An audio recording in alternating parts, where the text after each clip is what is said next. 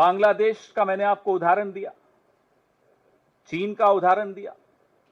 आप नेपाल में आप लोग पास में ही है, जाते भी होंगे, गए भी होंगे पिछले 2-3 साल में। टैक्सी वालों से बात करके देखिए, सरकार के किसी अफसर से बात करके देखिए, किसी भी पार्टी के नेता से बात करके देखिए। आप ही में से कई लोग मुझे भी आकर बताते हैं, मैं तो बहुत सालों से नहीं गया।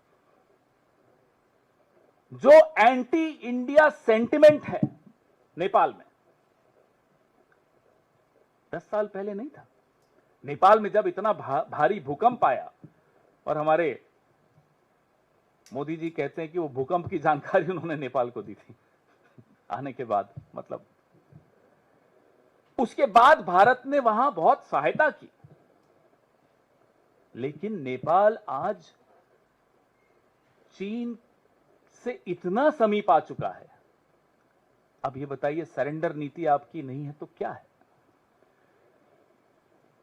जो कॉरिडोर की बात हो रही है लगातार, जो पाकिस्तान के साथ, कई और देशों के साथ चीन मिलकर कॉरिडोर जो बना रहा है, आप क्या कर पाए उसका?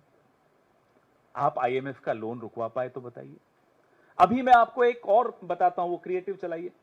अभी कुछ दिन पहले का मैं आपको 1 जून का फोटो दिखाता हूं आपको, बड़ी इसमें, ये 1 जून को प्रधानमंत्री जी मिल रहे हैं Asian Development Bank Mister Masato Kanda से।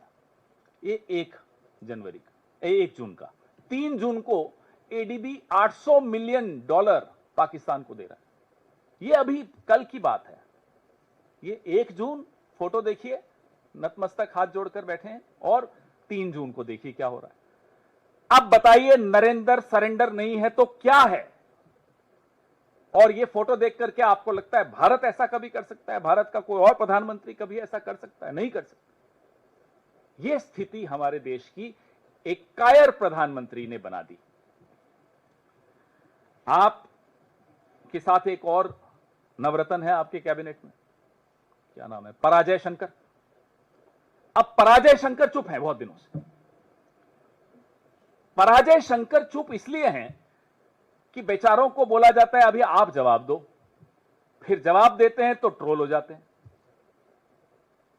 ऐसा नाकारा विदेश मंत्री, भाई आप हो सकते हैं पराजय शंकर, ये देश कभी पराजित नहीं हो सकता। भले ही इसका विदेश मंत्री पराजय शंकर हो, भले ही प्रधानमंत्री कायर हो, ये देश ऐसे लोगों को फिर से बैरक में भेजना जानता है। इस देश की सेना मजबूत है, मैं फिर से दोहराता हूं, यह देश मजबूत है, लेकिन इस देश की सरकार कायर है, इस देश के प्रधानमंत्री कायर हैं, इस देश का कैबिनेट में इतनी हिम्मत नहीं है कि प्रधानमंत्री को बोल सके कि कायरता बंद कीजिए, जवाब दीजिए।